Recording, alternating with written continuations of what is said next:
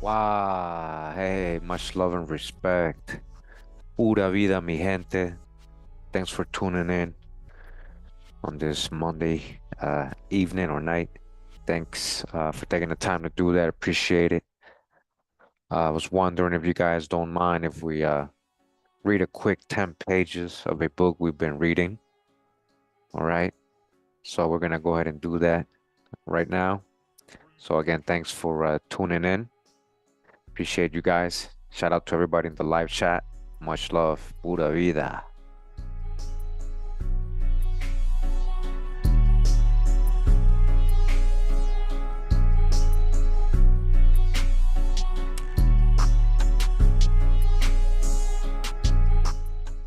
So make sure to catch, the previous parts of this series. If you haven't, you can go to my playlist and search for Researchers Into the Lost History of America. That's the name of the playlist. You see now we got 9 videos, right? So 8 parts. Well, it says 9, but we didn't. It's 8 parts so far. right? And that's the book we're gonna get into.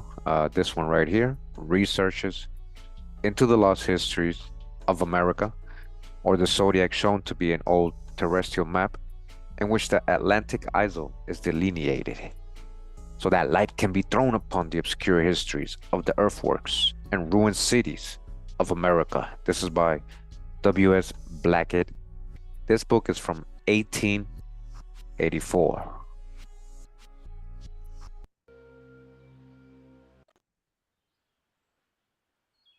All right, so we're gonna basically get into chapter 17 today. All right, we're gonna go to page 184. All right, and it's called The North American Indian from a Modern Standpoint. Let me know if the music is loud at any point, guys, so you guys can hear me good. Says here, as the subject of the mound. Well, before we begin, just in case, you know, you get confused with the author's saying. A lot of the times, these authors add their own little take to what they're finding or researching, and of course, they try to say that people came from Asia here and then started the antediluvian great civilization and then went out from here. So, he's trying to make sense because they're still not trying to give credit that America had its own people, you know, since creation. Nobody had to come here to influence the people, the ancient ones, So be ready to dodge the hijack just in case. If you see, if you hear it. Says he as the subject of the mound cities and their inhabitants is very interesting in an anthropological point of view. It may be well to look at the questions raised in the last two chapters from a modern standpoint. So remember, when they're saying a modern standpoint, this was written in 1884. So it's not so modern now. But Mr. Schoolcraft enters largely into all the details concerning the North American Indians. He says, at the close of the 15th century, the tribes of the present area of the United States were spread out, chiefly in 7 principal groups or generic families of tribes, each of which consisted of numerous sub-tribes, bands, or large totemic circles. Much love, Claiborne, appreciated. Each of these spoke a language different in some respect from the others. Each circle had some tribal peculiarities in custom or manners. These groups were the Appalachian, Achalaki, Chicorean, Algonquin, Iroquois, Dakota, and Shoshone. This description of the modern area of the earthworks compares well with the Thracians of mythology. The Scandinavian traditions refers to Hela, the dominion over 9 regions. The Hindus' description of Patala divides the region into 7 Patalas and designates them Hell kingdoms. See the diagram at page 167, where the circles are called 7 halls of purification, or Niriks, a word interpreted by hells. As the 7 modern tribes spoke a different language, it may be safely inferred that the modern tribal divisions were the outcome of totemic circles existent in the mythic ages. The North American Indian of modern times, when first found in the vast woods and prairies, was a savage. All right, dodge the hijack, this is what I'm saying. What you mean he was a savage? But you're finding all this great knowledge and wisdom and advanced culture. He had no habitation except the meanest and the least substantial erection in which a family can live, call it a lodge or a wigwam. He was addicted to no mechanical arts by which civilized life is distinguished. So is that really the whole truth? Maybe you don't think they had maybe castles, palaces here, towers, pyramids, ancient, advanced architecture. Yeah, that came out of here. He spent his time in the hunting grounds, roaming through the wide expanse of hill and dale in the tracks of wild animals. He was wholly uneducated. Dodge the hijack. This is what I'm saying. He was very educated. His pleasures consisted in the wild dances of the campfire. Oh, so they just danced around the fire for no reason. That's just during our off time, man. And also when we gave thanks, and also when we wanna, you know, have good luck, like rain, like, hey, we just dance. Let's dance for some rain. That doesn't mean that's all. The only thing they did was dance around the fire. He was habituated to the most cruel customs of torture, receiving the lash and the gash with indomitable courage. The scalping knife, the tomahawk, and the war whoop were his pride and his delight. Yet he had characteristics irreconcilable with savagery. Again, Dr. Hijack. He was a fine and noble specimen of a man, okay? Intelligence sparkled in his eye. He was chaste, sober, honest, and religious. No warrior trained to the arts of civilized warfare could plan or execute a hostile attack upon a foe with more adroitness than he. His skill in tracking the footprints of a man or beast seemed more than human. He dressed in habiliments gaudy and fantastic, and it is true, but by no means destitute of picturesque effect. Thus attired, he stalked throughout the long vistas of his native woods, a man. Hey, 11 Gnosis, welcome to the club. Thanks, millennials. This combination of good and bad qualities in the North American Indian is well illustrated by an anecdote told of a Virginian warrior chief. The writer says, "We commence a description of Indian customs with a piece of history that serves to show the greatness of soul of a people which we call savages. Opechancanough, Emperor of Virginia, or Opechancanough, the Emperor of Virginia, having had the misfortune to fall into the hands of the English, the Chevalier Berkeley, governor of the colony, wished one day to let the public see him. The Virginian prince, whose age had affected his eyes so that he could not see without the assistance of one of his subjects, having many people round him, suddenly had his eyes opened. The sight of the multitude threw him into a rage. He demanded fiercely that the governor should come, reproached him for the manner in which he had treated him, and said with disdain, 'If fortune had let you fall into my hands, I would not have had the cowardice to expose you to the laughter of my people.'" Add to this what Mr. Catlin says, that no Indian ever betrayed me, struck me a blow, or stole from me a shilling's worth of my property that I am aware of. The presence of such qualities as these in the red man marks him out not as the member of an aboriginal race, but as a deteriorated descendant of men of noble blood. You hear what they're saying? So maybe you lost your ways, you forgot who you were when they got here. A lot of, just because some people were, they the way they judge, right? Like these guys ain't dressed, or they live in this place, or they must not be advanced. A lot of the writings weren't saying that. A lot of the primary sources were saying something different. We've actually shown. All right. But what they're trying to say is it seems like they were much greater at some ancient time, or from a much greater people, and it's in their blood. But it seems they were more in a more savage state when they got there. That's what they're trying to say. This is exactly his position in mythology. He is a giant in strength and a Mongolian in courtesy. He is wound around by serpents, but he strangles them.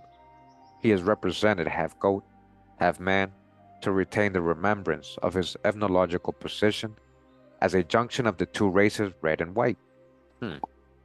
Mr. Catlin gives some very interesting and curious traditions, which seems to favor the supposition that the modern Indians were the descendants of strangers who came from a distance. He gives the following Choctaw tradition. The Choctaws, a great many winters ago, commenced moving from a place where they then lived, which was a great distance to the west of the great river and the mountains of snow. And they were a great many years on their way. So what he's going to describe here, and the story he's telling us, is what we actually read before. We actually got real sources for this, like real anthropological sources for this story, and it's about the stick leaning forward, and they were following the stick, right? And eventually they got to the southeast, but they were coming from Mexico. This guy is trying to say they came from like much further, like they're trying to put them in Asia, to what we know of Asia today. having them come through the Bering Strait and all that. So this is what I'm saying, Dr. Haja, because we already know the true story. They literally knew that their story tells you they came from Anahuac, Mexico.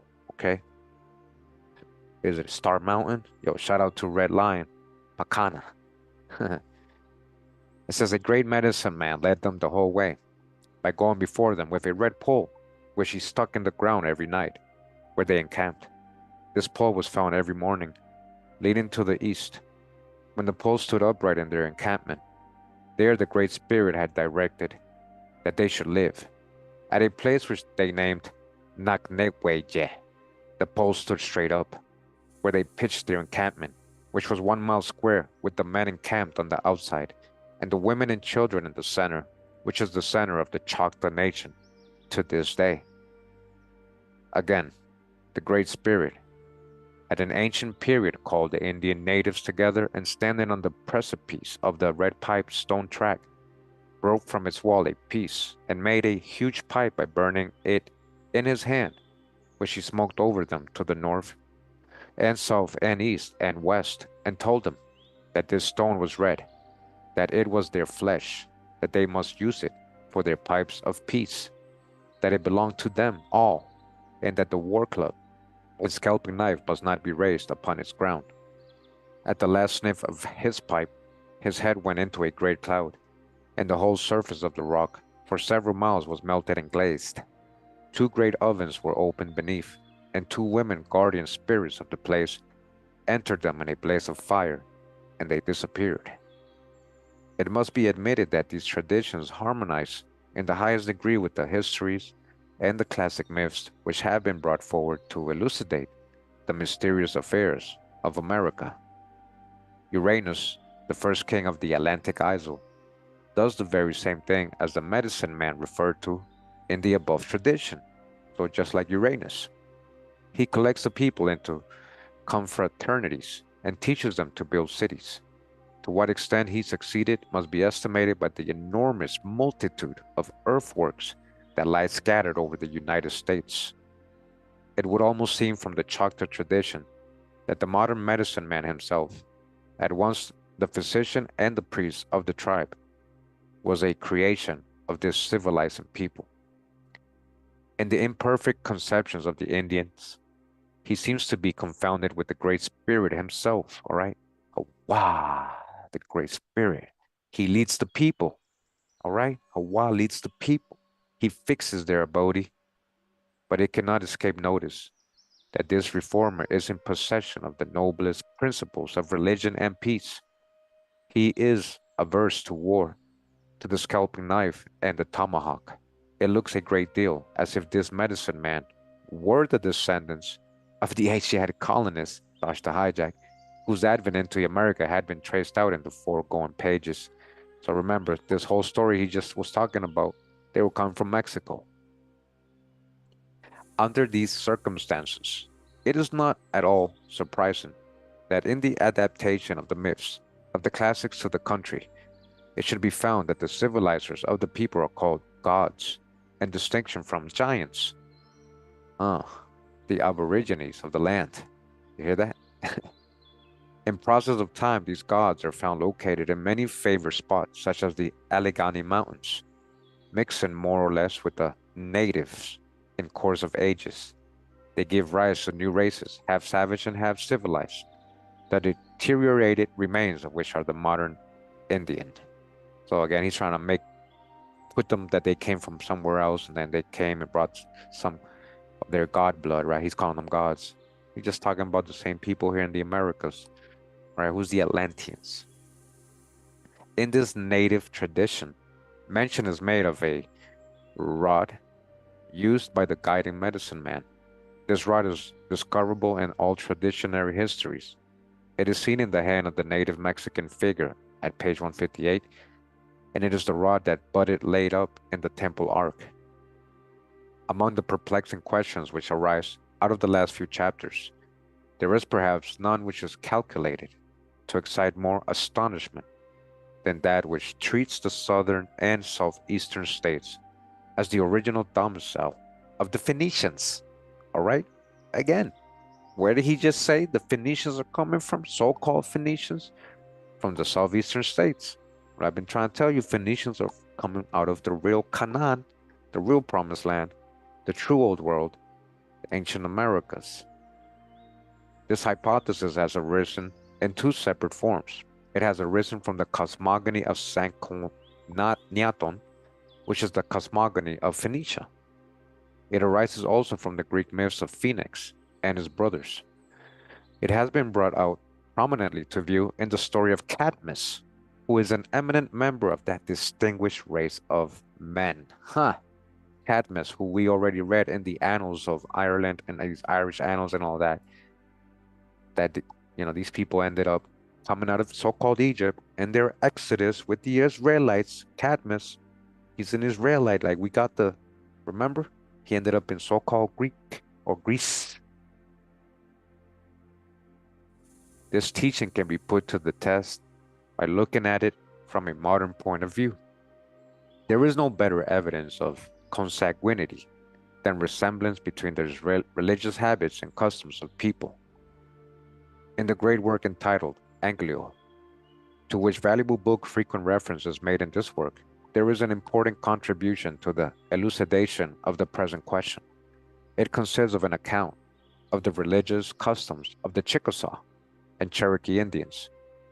Mr. Adair, all right, James Adair, Sephardic Jew from coming out of, I believe, Ireland, who lived among these tribes, furnishes an account which may be conveniently epitomized.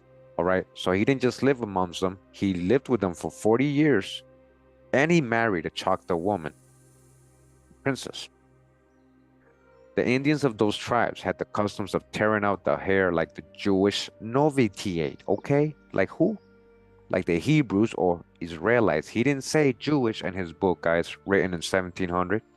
He said like the lost tribes of Israel. He didn't say so-called Jewish. That's a made-up word. Priests and proselytes, just like the Hebrew novitiate priests and proselytes, okay? They were divided into tribes with badges, families of eagles, panthers, tigers or jaguars. They had cherubinical figures. They had the same regard for lineal descent as the Israelites, all right? They call God Lok, Ishtoholo, is great holy spirit of fire. They have the word Jehovah, he's saying, which they pronounce Jehovah. There's no J's in Hebrew though. Jehovah, Hawa, right? Jehovah. They have no idol in any way, all right? They have no idols. But he then says that they have a wooden statue, which leads them in war. They're misrepresenting that. In their dances, they're using Hallelujah, Yohawah, Halahwah. He says that in the Synhedria, he has seen two painted eagles carved of poplar, with wings stretched out, and the Indians paint a chalky clay figure of a man, and it must be painted afresh at annual fruit offerings. Every warrior must make 3 wolfish campaigns with the holy ark before he can wear the buffalo horns on his head or have the tail behind him in the dance. So just like the Israelites, they went to war with their ark, the holy ark, just like the Israelites. We've read this in many accounts, actually. They have the idea that they are the peculiar and chosen people of God. Oh, they got this weird idea that they're the chosen people. And which happen to be in the true promised land. Huh? The Indian Archimagus is dressed in a white ephod, a waistcoat without sleeves. He has a breastplate of white conch shells and a wreath of swan feathers on his forehead. They have the daily lamb sacrifice. They have the same notions as the Israelites. As the Israelites in relation to clean and unclean beasts. Hogs are unclean. There are no Enochs, nor have they the custom of circumcision. Actually, a lot of the indigenous nations did have circumcision. We've read about this. Blood for blood is a maxim among them. They have towns of refuge. And again, towns of refuge, just like the Israelites. They have an ark with sacred things deposited in it. And they note it is said that they have a tradition of leaving their native land with a sanctified rod, and they came to the Mississippi. All right? Of course, anyone is at liberty to judge that these people must have been Jews or Israelites. Jews is a made-up word, starts to hijack. They, again, of course, anyone is at liberty to judge that these people must have been Israelites who had forsaken their home in the Holy Land. That's right here, and had migrated to America. Hey guys, the Americas is very big, and a lot of land went down too. But this conclusion is very difficult to believe, inasmuch as no Israelite would admit consanguinity in the absence of circumcision. That's his hypothesis. It is much easier to believe that the early inhabitants of Phoenicia and Palestine, listen to this, were immigrants. Listen again. I'm going to say that again. Pay attention. It is much easier to believe that the early inhabitants of Phoenicia and Palestine were immigrants from the mound cities of America. The ancient Palestine people. Now remember, oh man. So we went from here to there, right? That's what he's saying. So why you keep saying that Asians came over here? Make it make sense, Mr. Arthur. But either way, we agree with this one. Phoenicia, the inhabitants of Phoenician Palestine were immigrants from the mound cities of America. The cosmogony, by implication, does say so when it attributes to the giants the naming of the Phoenician mountains and towns. There is still another question which has forced itself into notice in working out the myths of the classics and their relation to the southeastern portion of the earthworks. It is the birth of the gods of Europe in that locality. Without the localization of myths, such a thing looks chimerical. But on study, it will be found that the description given by early European settlers in Virginia concerning the customs of the Indians in those parts of the country creates a strong suspicion, to say the least of it, that mythology is only disclosing the real origin of Europe's gods when it brings them from the mound cities of the United States. Body bag for the illusion. Shout out to Drop, yo. Let the following account of the Virginian gods be read. All right? I've been trying to tell you this mythology is based on real history, and they've been talking about the real ancient of ancients, the true old world, the people from here. They're calling so-called giants, huh? What have they found on the mounds, right? How many giant videos we got? How many skeletons have they found? We've read them. These are real reports, real archaeological finds, even the Smithsonian. They hit them all, right? And we still got more to read from. I ain't done with that. Land of the Giants, huh? A traveler says, one day we fell upon the Kiwasa or temple at an hour when everybody was at rendezvous. Pleased with so good an occasion, we resolved to profit by it. After having removed from the door 12 or 15 bars of wood, we entered, and we at once perceived that the walls were bare, with fire in the midst. This house was 18 feet wide and 30 long, with an opening to give passage to the smoke. The door of the temple was at one of the extremities. Outside, and at some distance from the building, there were posts all around, of which the tops were painted, and represented the faces of men in relief. There was no window, nor any place to let in the light, except the door and the opening for the chimney. When we entered, we found towards the middle of the enclosure piles, upon the top of which were great planks. We drew out 3 boxes. One contained bows, and another a tomahawk. Attached to one of the tomahawks was an image of an Indian chief painted red. The third contained what we took for an idol of the Indians. The Indians give diverse names to this idol. Some call it Oki, others Kiokas or Kiwasa. Perhaps these names must be regarded as epithets, which change according to fashion. Others say that this idol is only a single being and that There are others of the same nature, besides the tutelary god.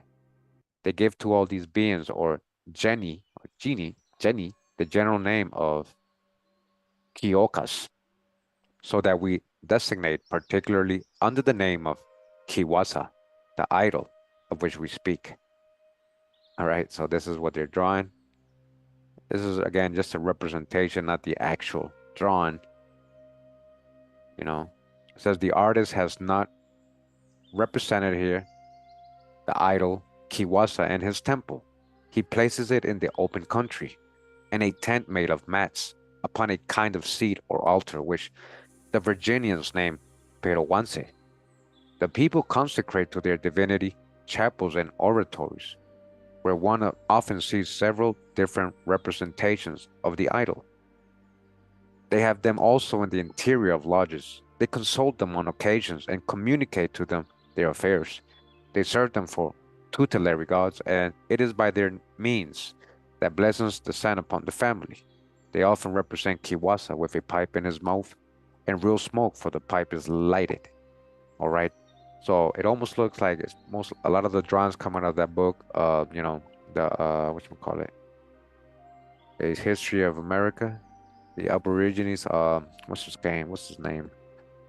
I forget the name, but it's an old drawing, and it showed the Virginia Indians and the background, and it kind of does show them kind of supposedly worshiping it. This is there according to them, but are they really worshiping it?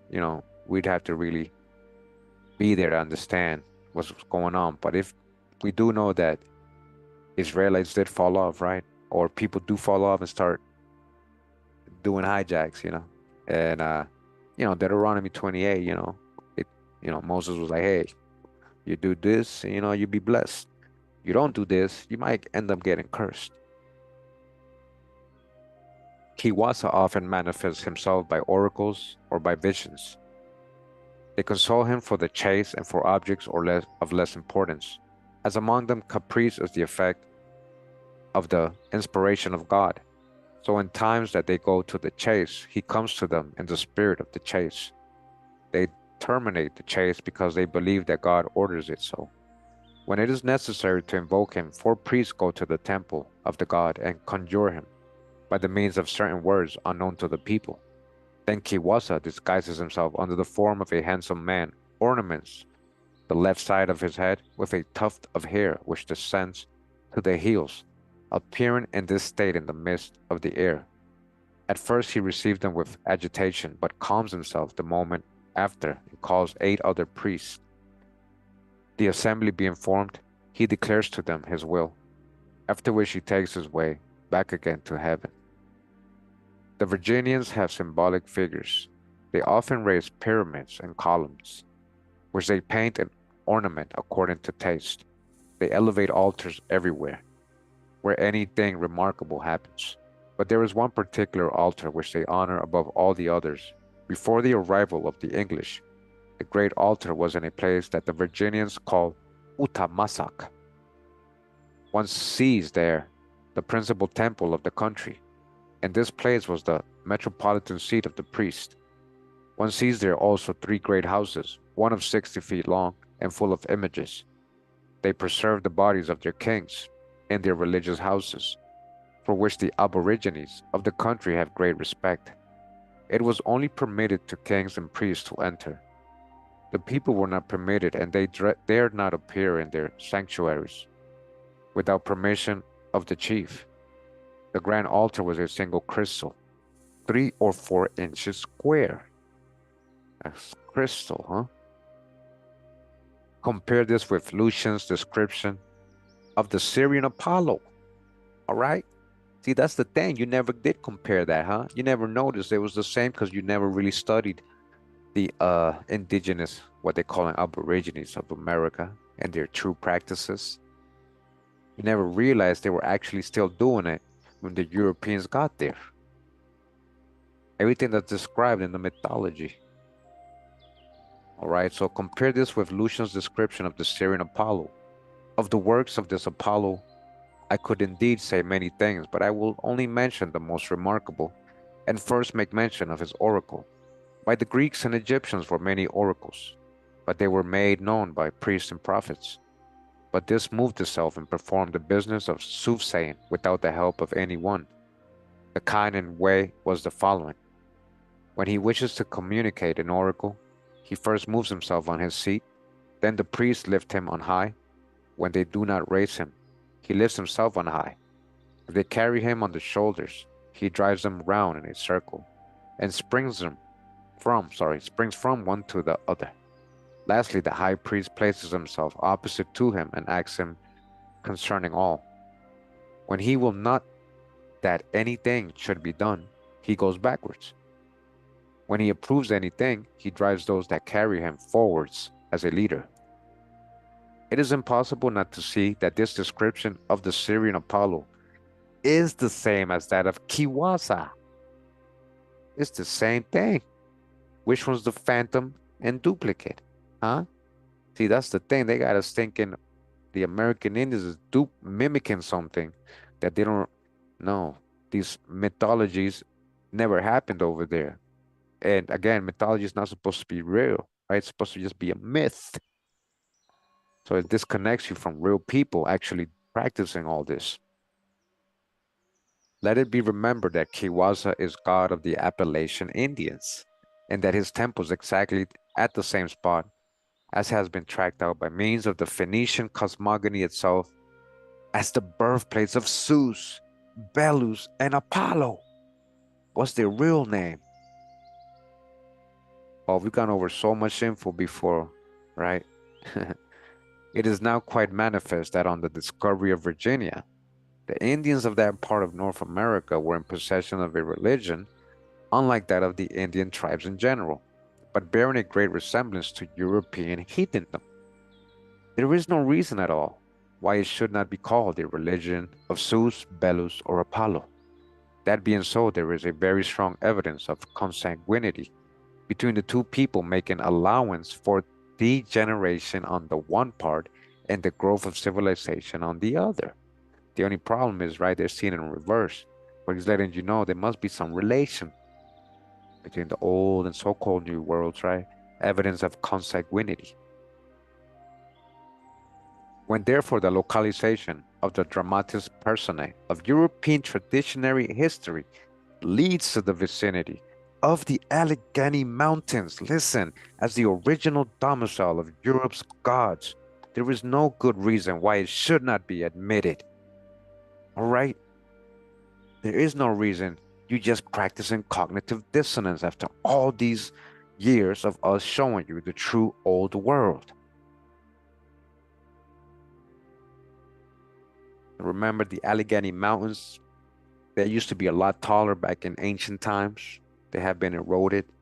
This almost lines up with the oldest part of the world, which is coming out a little bit more north of the Alleghenies, the Laurentian Mountains, Quebec, Canada, and all that area up there.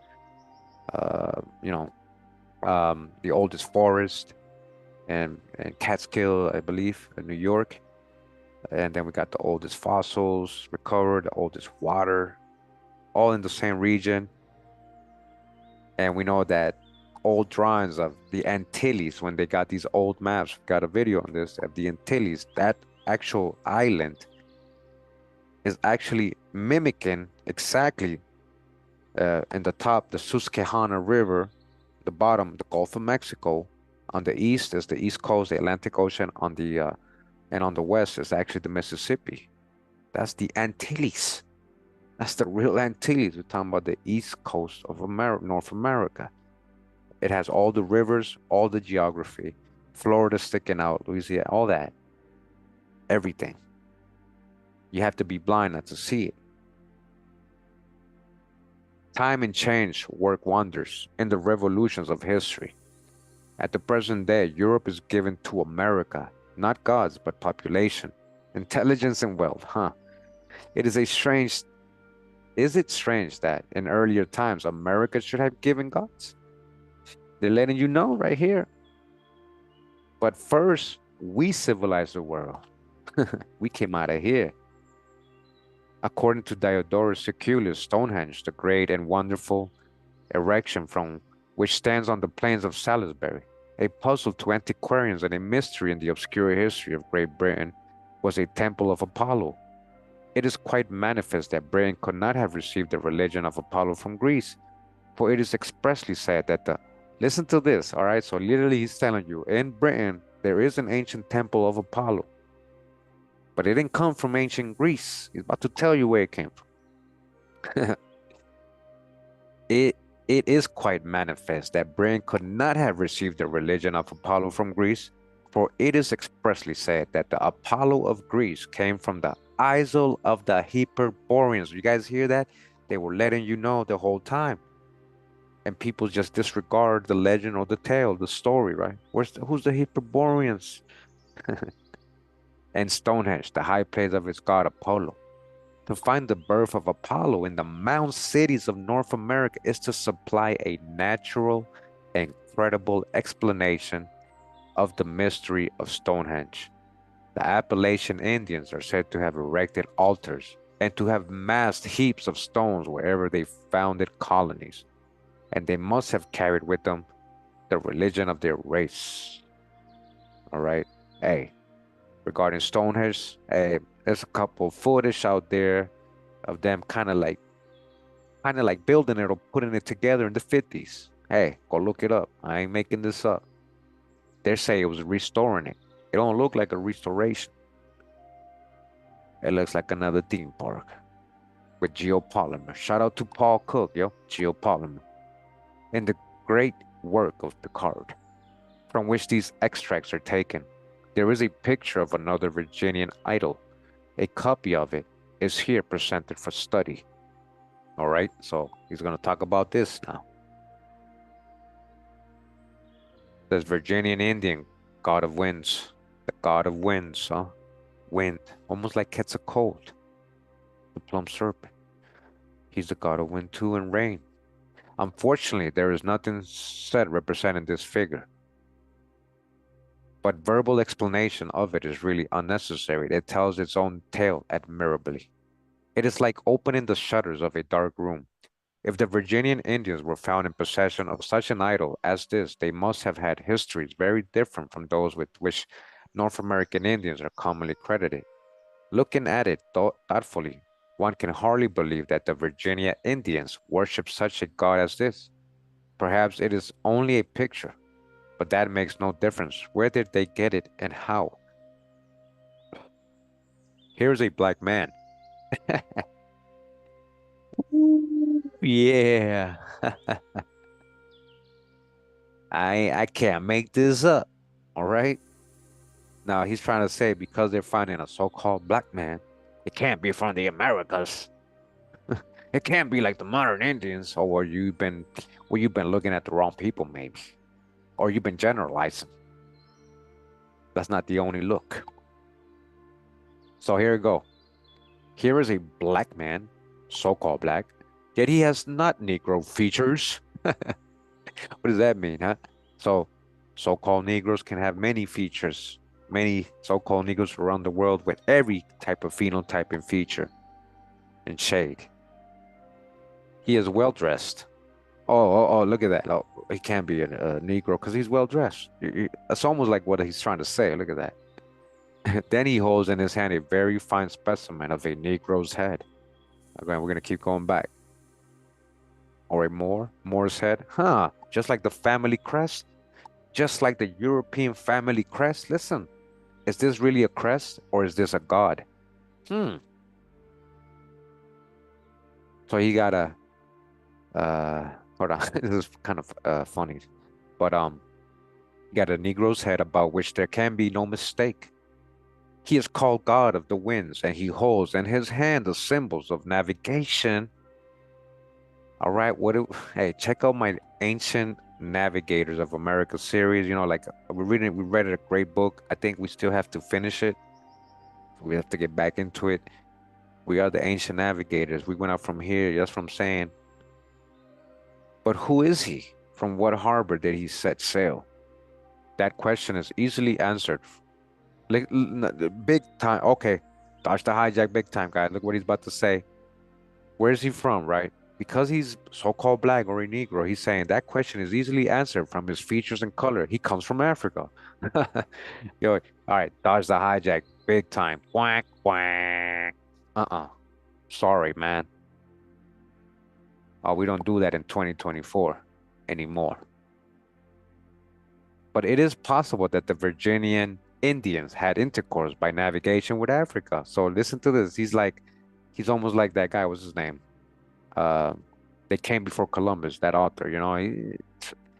So you find so-called Negro features here. So you automatically say they're from Africa, right? This is what I'm saying, guys. You gotta dodge the hijack. We're in the true old world. We had every phenotype here, every type of copper shade, every type of hair. Deal with it. This guy in 1884, he doesn't, he's not even on that wavelength. We're on a different wavelength now, guys. All right. And that before the arrival of the European races, so he's saying, oh, look, they were mixing with Africa. Yeah, we went over there. Yeah, we went over there. Some came back. We did trade. We did trade with the whole world. Now we're just with Africa. And that before the arrival of the European races, right? Yeah, way before so-called Salvador Fernandez Sarco came, or Columbus. One is at liberty to hesitate before he reaches that conclusion. But why should he be called a god of the Virginian Indians? On the whole, it is manifest that the great hiatus of history, which has arisen out of the blunder of the sunken island of the Atlantis, has to be filled up with incidents, histories, and navigation, of which the people of modern Europe have at present no reasonable conception. They started making up things, and that's how you get the mythology, right? A little truth, a little history, with the added cultural background hijacks. The sudden appearance of this, see, I don't even want to say that because this is hijacked. So the sudden appearance of a black man, which is the navigator, in the lodges of the Virginian Indians, acts as a stimulant of thought. Oh my gosh, they found a black man in ancient America, and even supposed as one of their gods. And it even has a so-called black man's head on it, like a family crest, like the family crest, the so-called Moors heads. Looking at the figure, it suggests a supposition that the route of Africa must have supplied the medium of communication. Must have. Must have. Yo, you're conjecturing, man. Straight up. Between the inhabitants of the mountains and the shores of the old continent. This is the old continent. You see, guys? How we gotta always be ready to dodge the hijack. If you've been following me for a while, you understand what I'm saying. But you see, this part right here is all conjecture. He admits it must have. He don't know. He's just surprised. Like he said, it's a stimulant of thought that they found a Negro's features here. A black man. Here is a black man. Here is a black man. Here is a black man. Dodge the hijack with all your Pan-African, Afrocentric hijacks, conjectures, generalizations, and biases.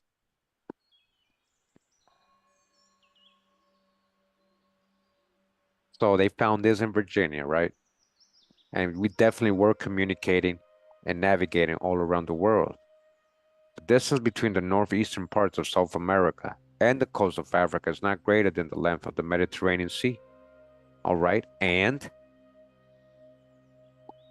this suggestion agrees with the classical myths. The course of research has now brought this inquiry to those events which must have opened up the passage of the Atlantic, must have. And it will soon be found that the story hangs on to Africa as being at least one of the earliest landing places of the Atlantic race. Again, not out of Africa, but into Africa. Not out of Africa, but into Africa. By whom? By the Atlantic race. By Americans. Just say it. Who's in the Atlantic? In their search for transmarine settlements. While we were navigating outside of the true old world. Whatever opinions may be entertained by the learned concerning the method employed in this work to track out the mysterious histories of the mound cities of North America, it is undeniable, all right, undeniable, that the subject is one of the deepest interests affecting, as it does, the fidelity of all history. It's very important to have a right orientation if you really want to learn, if you really want to know history. And it's not out of Africa, it's what he's letting you know. It's not out of Africa or out of so-called Asia. This is Asia. This is the uh, Asia Major or India Superior, the farthest east. There was more land connected to so-called Asia. All right. And that was the end of this chapter. Chapter 17 is going to get into a pretty interesting chapter next, Central America. Look at that. Number 1, the mysterious ruins and hidden histories of Central America studied by means of the Sagittarius and other signs of zodiacal portraits of the country. All right, we're going to get into some pretty good stuff there on these next chapters. All right. But I hope you guys enjoyed this reading today. Again, I mean, he's still trying to figure it out in 1884. He's read books of people, they already had it figured out. They're telling you this must be the true, this must be related, these must be the old world people.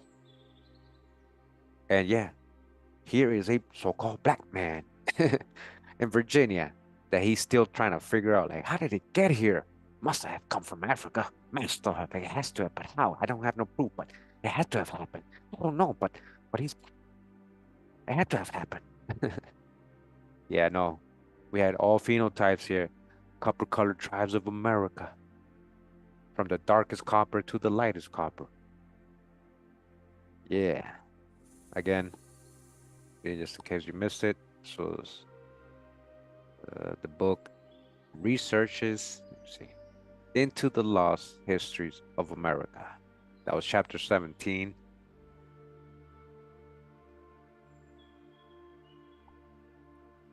Thanks for go ahead and coming, taking time out of your night. Very late for some people. I know it might be early for some of you. I don't know, wherever you are in the world. But thank you for taking the time to do that. Come chill out with me a bit. All right. And again, we're gonna go out with what has become like almost like an anthem. It's literally called the anthem. All right. It's produced by Robin Dre Beats with Bite. Shout out to the brother Rob for providing some of this musical content. This great musical content you hear on my channel. I hope you guys enjoyed the reading. I thought it was pretty interesting. It was really quick. I just wanted to get through it so we can go on to these other chapters. We'll probably read 2 or 3 altogether, you know, longer videos. All right. I'll give you your Monday evening back. Thanks for tuning in. Appreciate you guys. Thanks for all the support.